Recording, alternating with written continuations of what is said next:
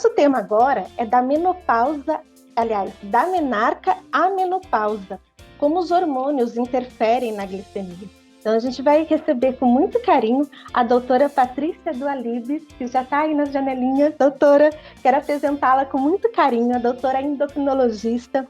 Ela é membro do Departamento de Saúde da Mulher da Sociedade Brasileira de Diabetes, a SBD, e ela coordena também o Ambulatório de Diabetes e Gestação do Centro de Diabetes da Unifesp.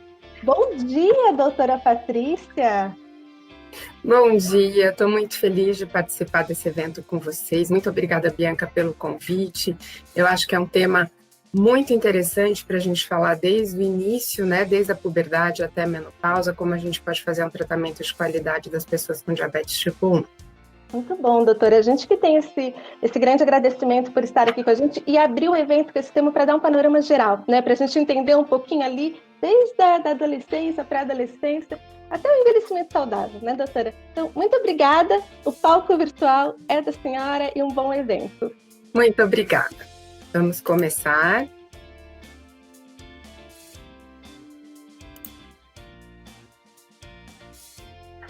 Então, bom dia a todos. Já agradeci pelo convite de conversar com vocês hoje. Eu espero que a gente faça uma apresentação e que depois a gente possa conversar bastante sobre as possíveis dúvidas. Então, da saúde da mulher com diabetes. Iniciando falando da puberdade. O que acontece na puberdade? A puberdade é um estado fisiológico de resistência à insulina. Então, quem tem diabetes vai notar que desde o início da puberdade, as doses de insulina vão ficando mais altas. Precisa de mais insulina para a gente ter o mesmo controle glicêmico. O que é importante aqui, que é uma diferença. As meninas têm maior resistência insulínica do que os meninos e essa resistência está muito relacionada com o pico de secreção do hormônio de crescimento. O hormônio de crescimento é um hormônio que a gente chama de contrarregulatório, ele é um hormônio que faz hiperglicemia. Então, o que acontece na puberdade? É um estágio de maturação sexual e nesse momento também tem um aumento da concentração de esteroides sexuais. Nas meninas, a gente tem um aumento de estrogênio, nos meninos de testosterona. E o que será que pode ter de diferente em relação a uma menina que tem diabetes tipo 1 e entra em puberdade do que uma menina sem diabetes? O que alguns estudos mostram é que pode ter um atraso da menarca, que é a data da primeira menstruação, nas meninas com diabetes tipo 1. E o que é importante para isso? A hemoglobina glicada é um fator importante para a idade da menarca, para a gente ver como a hemoglobina glicada é importante em vários aspectos. Aqui a gente tem um gráfico mostrando as linhas. Quando a gente vê aqui, as linhas cheias são essas linhas aqui, com o triângulo vazio, são as linhas das pessoas que não têm diabetes tipo 1, e as linhas cheias são das pessoas que têm diabetes tipo 1. O que a gente vê é que antigamente existia uma diferença muito grande entre as meninas com diabetes e as meninas sem diabetes. Aqui a gente tem também, porque nesse momento o controle não era tão fácil de ser atingido com as insulinas mais velhas. A gente começou com insulina de porco, insulina de boi, e hoje a gente consegue um controle infinitamente melhor. E o que a gente vê é que chegando nos anos 2000, na época de 2000, a idade da menarca já fica muito parecida entre meninas com diabetes tipo 1 e meninas sem diabetes. Quando a gente vai falar o que acontece, como é o nosso ciclo menstrual, aqui esse gráfico é bem bonitinho para a gente ver o quanto nós mulheres somos de fases. Então, aqui o início é depois que a gente menstruou, o que acontece? Primeiro hormônio a subir é esse hormônio chamado FSH, que é produzido pela hipófise, e logo depois da subida do FSH, a gente começa a ter uma subida do estrogênio, uma subida do LH. Esse momento que os três hormônios estão num pico, o FSH, o LH também é produzido pela hipófise, e o estrogênio é o momento da ovulação. A partir da ovulação, a gente vê uma queda desses três hormônios que eu já falei e um aumento de um hormônio que se chama progesterona. E o que a progesterona faz? Porque pode acontecer alguns problemas no controle de glicemia quando a mulher está nesse período que a gente chama de pré-menstrual, em que a progesterona aumenta. A progesterona, ela vai interferir na motilidade intestinal. Então, o que acontece com isso? Por interferir na motilidade, tem um maior aumento na absorção de alimentos e aqui também favorece a deposição de gordura. Então, tem muitas mulheres que dizem, no meu período pré-menstrual eu começo a fazer mais hiperglicemia e a minha dose de insulina precisa necessariamente ser aumentada e um dos motivos para isso é a progesterona.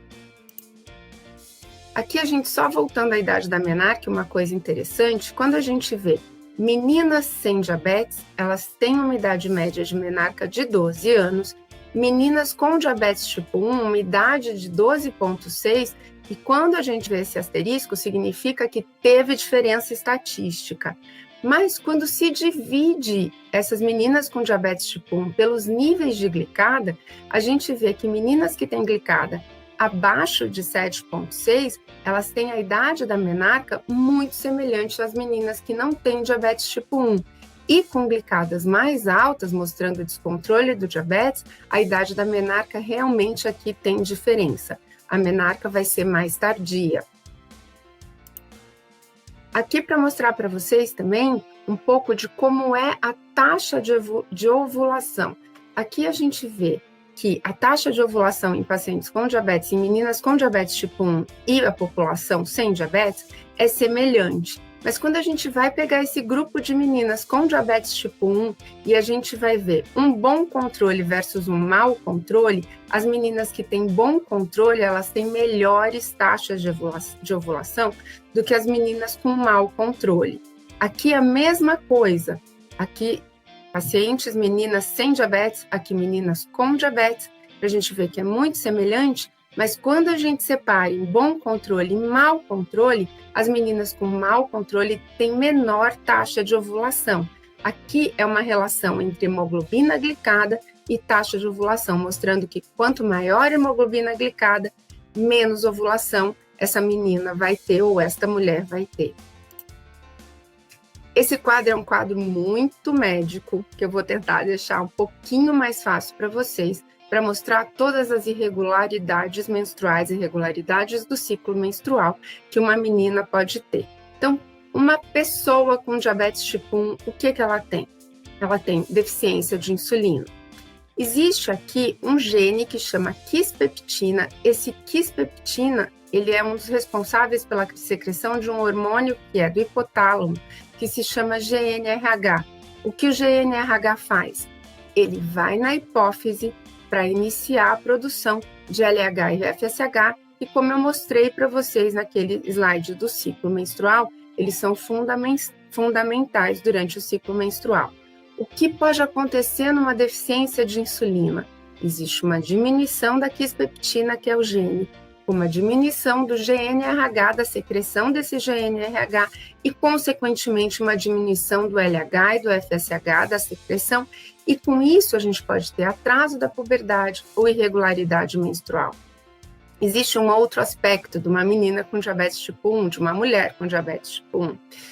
A gente sabe que a secreção, quando a gente tem quando a insulina é dada no subcutâneo, é diferente do que quando uma pessoa sem diabetes produz insulina.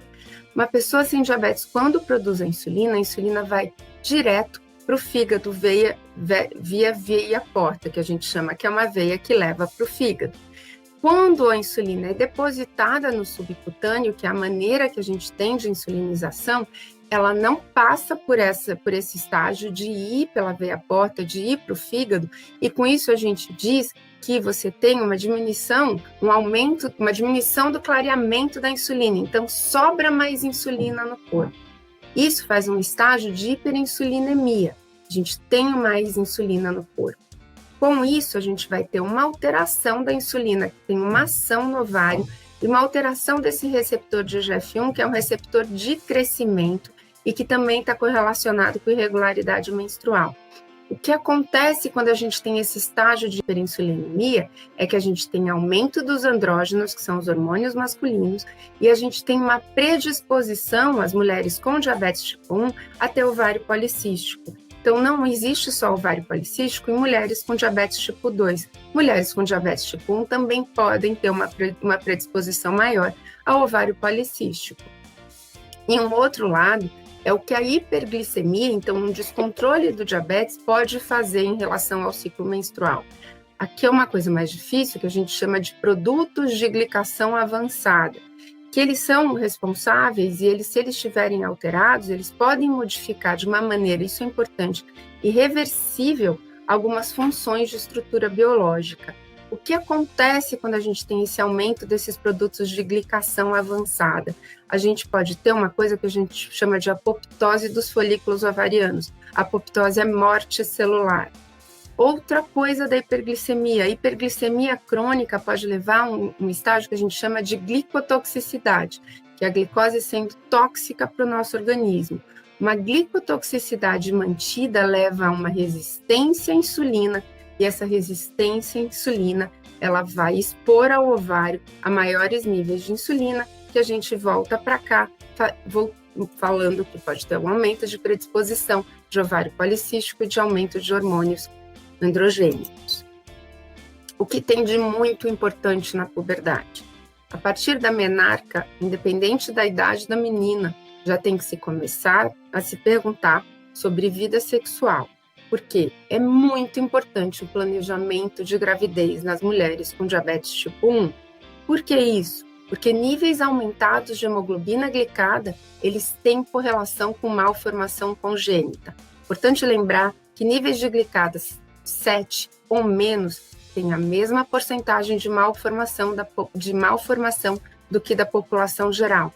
Mas níveis aumentados de glicada, e quanto maior esse nível de glicada, maior chance a gente tem de malformação fetal. As principais malformações que a gente vê são as cardíacas, a de tubo neural, malformações esqueléticas e urinárias. Então, a importância de planejamento da gravidez é fundamental. Existe um trabalho em que se perguntou para as mulheres com diabetes tipo 1 quando foi orientado ou quando se falou de contracepção durante as consultas com seus endocrinologistas. Muitas disseram que esse tema não foi abordado. Então, é de fundamental importância abordar a contracepção em meninas com diabetes. Aqui, só para mostrar, talvez a doutora Viviane mostre isso de uma maneira melhor, mas o que a gente pode usar de contraceptivo quando a gente tem diabetes tipo 1? Aqui a gente tem os contraceptivos combinados, que são as pílulas, um deles que é o oral, que são as pílulas anticoncepcionais, tem os combinados injetáveis, tem os adesivos, o PET, e tem o anel vaginal. Também temos os contraceptivos que são feitos só do hormônio progesterona, que também tem várias maneiras de se dar progesterona. Oral, de progesterona de depósito, que são aquelas injeções que podem ser mensais ou trimestrais de anticoncepção, e existe implante de progesterona também. Aqui a gente tem os DIUs, os dispositivos intrauterinos, que podem ser de cobre ou de levonorgestrel, e os métodos de barreira, que a gente tem a camisinha. E como que essas mulheres são divididas em contracepção? Naquelas que não têm qualquer complicação, nem micro nem macrovascular, nas pacientes com diabetes com mais de 20 anos, naquelas que têm complicação microvascular, que são neuropatia, nefropatia, retinopatia, e aquelas que têm complicação macrovascular, que podem ser infarto, AVC, e tem também a doença periférica arterial. O que a gente vê aqui em relação aos contraceptivos, o número 2 é que eles podem ser usados. Então, a maioria deles, quando a gente não tem doença, eles podem ser usados. Quando a gente não tem complicação, a partir da idade do início do diabetes, mais de 20 anos ou qualquer complicação, eles devem ser usados se a gente não tiver nenhum outro método, podem ser usados se a gente não tiver nenhum outro método contraceptivo, ou muitas vezes eles são proscritos, eles não podem ser usados. Quando a gente vê os da progesterona, eles podem ser usados em qualquer mulher com diabetes tipo 1, o que a gente tem aqui é que o de depósito, se tiver uma outra opção, melhor não usar as injeções de progesterona em mulheres que já têm complicações microvasculares. Interessante aqui ver os DIUs. O DIU ele é altamente recomendado para qualquer mulher com diabetes tipo 1, E o DIU com levonorgestrel, que é, por exemplo, Mirena, ele pode ser usado também em qualquer mulher com diabetes tipo 1, e isso vale também para a camisinha, para o método de barreira. Então, o método contraceptivo ele tem que levar em conta o tempo de diabetes e as complicações de diabetes. Em relação à gestação, que é o tema que eu mais gosto de falar, o que a gente tem na gestação? Primeiro, do mesmo jeito que na puberdade, a gente tem resistência insulínica na gestação. Isso pelo aumento da produção de alguns hormônios, como a prolactina, a progesterona, um hormônio que se chama lactogênio placentário, o hormônio de crescimento placentário, e também a gente tem um aumento de leptina e uma diminuição de adiponectina, que são marcadores de gordura, de adiposidade. Importante lembrar que o padrão de necessidade insulínica ele é diferente ao longo da gravidez. Então, a gente tem um aumento de sensibilidade insulínica no primeiro trimestre e a gente tem um aumento de resistência insulínica no segundo e no terceiro trimestres. Só para lembrar o que é esse hormônio lactogênio placentário, que ele é o grande responsável pela insulínica no segundo e no terceiro trimestre de gestação, é que ele é um hormônio que ele é produzido só pela placenta. Ele tem uma estrutura semelhante ao hormônio de crescimento. E os níveis dele vão aumentando no segundo e eles explodem no terceiro trimestre. Existe uma grande produção de hormônio lactogênio placentário, que é um dos grandes responsáveis pela resistência insulínica na gestação. Como é que funcionam as doses de insulina na gestação? Esse daqui foi um trabalho realizado em mulheres diabéticas tipo 1 que engravidaram e essas mulheres estavam especificamente com bomba de insulina e eram mulheres extremamente bem controladas antes de engravidar. O que a gente vê aqui a gente tem mais escuro a dose de insulina de bolos e mais claro a dose de insulina basal. A gente vê que existe um aumento progressivo das doses de insulina durante a gravidez. A gente vê na 32ª semana um aumento bastante expressivo da resistência insulínica que se mantém aqui até a 36ª semana.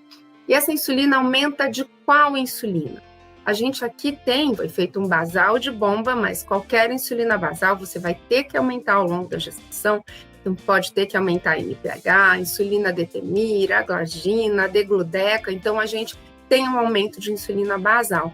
E a gente viu aqui que existe um aumento ao redor de 48% da dose inicial da gestação até o final da gestação. E um dos momentos em que aqui são meninas que estavam em bomba de insulina, que se precisou de mais insulina foi das 5 às 9 horas da manhã, porque existe um fenômeno que chama o fenômeno do alvorecer, em que a gente produz muitos hormônios contrarreguladores, que são hiperglicemiantes, por exemplo, o cortisol, o hormônio de crescimento, fazendo com que a necessidade basal de insulina nesse momento seja maior. Mas olhem a diferença quando a gente fala da insulina de bolos, a insulina de refeição e de correção de glicemia. Houve uma necessidade de aumento dessa insulina de 306%. Então, a necessidade de bolos durante a gravidez é muito maior do que a necessidade de insulina basal. E onde a gente viu a maior necessidade foi na refeição do café da manhã. Para vocês terem ideia, eu tenho pacientes gestantes que no último trimestre chegam a usar uma relação insulina-carboidrato de 1 unidade para meio grama de carboidrato, de tão importante que é a resistência insulínica nesse momento. Quais são as metas de glicemia capilar durante a gestação? Então, as metas, a gente tem um jejum de 70 a 95. Foram feitos alguns estudos para a gente medir glicemia de maneira contínua e se colocam que muitas vezes a glicemia de jejum pode ser de 63 até 95, então um pouquinho mais baixa, não caracterizando hipoglicemia. As glicemias pré-prandiais têm que ser de 70 a 100 miligramas de glicose.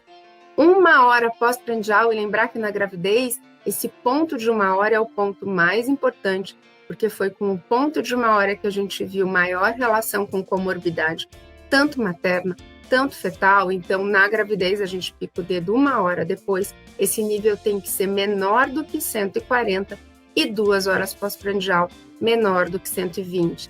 Lembrar que hemoglobina glicada na gravidez pode ser usada, mas o principal é que a gente use as glicemias capilares, porque a gente consegue corrigir semana a semana a glicemia. Se for pensar em glicada, durante a gravidez a gente tem uma meta de glicada de 6%, só que a gente atinge essa meta sem ter altos níveis de hipoglicemia. Se tiver mais hipoglicemia, pode-se manter uma meta um pouco mais alta. Em relação à hipoglicemia, a gente vê aqui nesse gráfico que existe um aumento de hipoglicemia e esse aumento é bastante expressivo na 9ª semana de gestação. Importante aqui lembrar que a gestação é um momento que o que eu peço para as minhas gestantes com diabetes tipo 1 fazerem, elas fazem, porque tem o controle para a gente fazer a formação fetal. Então, muitas vezes também declina a necessidade de insulina, porque essa mulher estava sendo hiperinsulinizada erroneamente anteriormente, porque a gente insuliniza conforme os controles, e a hora que ela começa a seguir uma alimentação bastante regular, fazer mais pontas de dedo, ela vê que ela vai precisar de menos necessidade de insulina. E lembrar que a hipoglicemia na gestante ocorre de 3 a 5 vezes mais do que numa paciente sem gestação, e isso acontece principalmente no início da gestação, como eu já mostrei para vocês, mostrando a importância de se ter um controle glicêmico bastante estreito durante essa época. O que a gente fala de gestação de uma paciente com diabetes no primeiro trimestre, o que a gente tem de recomendação geral? Primeiro, reposição de ácido fólico, isso já tem que ser iniciado até quando se conversa o planejamento de gravidez.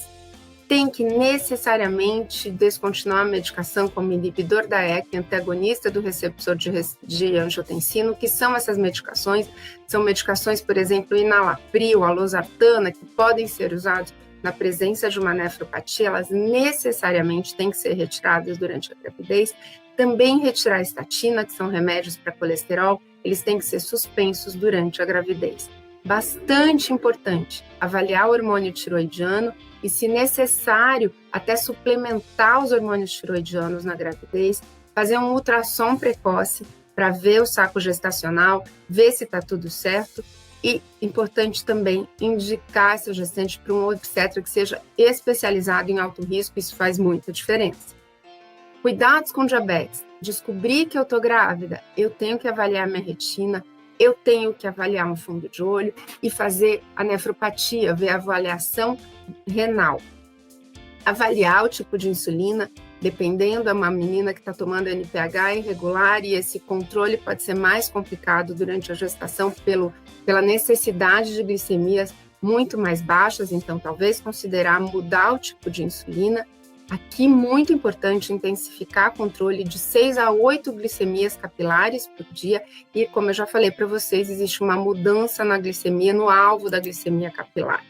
Segundo trimestre da gestação, numa paciente com diabetes tipo 1, passa a ser um pouco mais fácil de controlar. Então, o que a gente tem para fazer é um ultrassom morfológico de 20 a 22 semanas e a gente só vai considerar a hospitalização das mulheres se tiver um controle metabólico ruim ou tiver uma piora de patologia, por exemplo, uma piora renal, a gente pode considerar a hospitalização.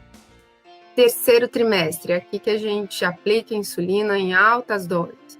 É importante um controle médico semanal. Hoje em dia a gente tem telemedicina, não necessariamente precisa ir no seu médico, mas precisa conversar com o seu endocrinologista de maneira semanal. Tem que fazer a monitorização do bem-estar fetal semanalmente, a gente chama de cardiotocografia. E o parto? Quando é o parto de uma gestante diabética tipo 1? 38 semanas, se o controle metabólico estiver bom, sem complicação materna nem fetal, lembrando que o tipo de parto não precisa necessariamente ser cesárea. Quando chega a 38 semanas, essa mulher não entrou em trabalho de parto naturalmente, pode-se fazer a indução de parto normal, então aqui a gente não está falando de tipo de parto, sim do momento que o parto tem que ser feito, e 36 semanas se tiver qualquer complicação da mãe ou do bebê. Agora vamos para a nossa última fase, que é a fase de menopausa e o diabetes. O que fazer com uma mulher diabética tipo 1 na menopausa? Primeiro, só lembrar que a menopausa é caracterizada pela cessação permanente, então tem que ter 1 ano sem ciclos menstruais, e isso acontece devido ao esgotamento de reserva ovariana. E a menopausa natural, ela ocorre ao redor dos 51 anos, mas ela pode variar o início de menopausa de 40 até 62 anos. E lembrar aqui que a presença de diabetes não é contraindicação à terapia de hormônio na menopausa. O que a gente precisa, e não só na menopausa, é ter uma abordagem individualizada dessa mulher com diabetes tipo 1 e menopausa, também com diabetes tipo 2 e menopausa. O que a gente tem de diferente em relação à menopausa e mulheres com diabetes tipo 1? Alguns estudos mostraram que essas mulheres podem ter uma idade mais precoce da menopausa, diferente do que a gente tinha na menarca, que a idade já era mais tardia, aqui a idade pode ser mais precoce. E o que é importante a gente correlacionar as complicações do diabetes com a menopausa, a gente já sabe que uma mulher em menopausa, independente de ter diabetes ou não, ela tem maior risco de doença cardiovascular. Isso tem que ser muito identificado numa mulher com diabetes tipo 1 e menopausa, ou diabetes tipo 2 e menopausa. Existem alguns estudos mostrando que essa prevalência de insuficiência ovariana prematura, ou seja, a gente ter uma menopausa mais precoce, é maior em mulheres com diabetes tipo 1. E se acha isso porque são 2 doenças relacionadas à autoimunidade. Então, lembrar que ter menopausa mais precoce também em mulheres com diabetes tipo 1 pode ser por essa falência ovariana prematura. Qual é o tratamento? O tratamento se baseia muito em estilo de vida, então ter uma alimentação saudável. Lembrar, e aqui é muito importante, da ingestão de alimentos com cálcio. Leite, iogurte, derivados do leite é bastante importante, que a gente precisa de um aporte de cálcio grande durante a menopausa. Aumentar a atividade física, e aqui a atividade física a gente tem por 2 motivos. Primeiro, pelo controle de peso, porque na menopausa vai se perdendo massa magra, aumentando massa gorda, e isso faz com que exista uma facilidade de ganho de peso. E também o exercício é muito importante para a melhora da qualidade óssea. Cessar tabagismo não é só na menopausa, é na vida inteira. Nada combina com cigarro. Diabetes muito menos combina com cigarro, então cessar tabagismo. Importante diminuir o consumo de álcool, não falei não ter consumo de álcool, e sim diminuir. Em relação à terapia hormonal na menopausa, do mesmo jeito que a gente tem algumas indicações na contracepção, a gente tem indicações na terapia hormonal. Então, mulheres que têm baixo risco cardiovascular, e hoje nós médicos conseguimos avaliar isso, existem calculadoras em aplicativos de risco cardiovascular.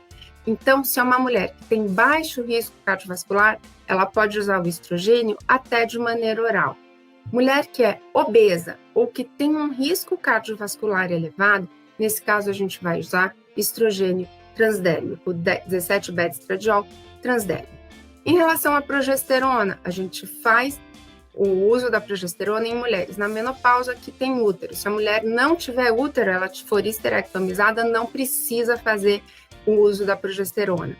Como se faz? Pode-se usar progesterona, dihidrogesterona ou norestesterona transdérmica. São as maneiras de fazer uma reposição hormonal. Outra coisa importante que também pode fazer, o dilmirena também pode ser uma reposição de progesterona durante a menopausa.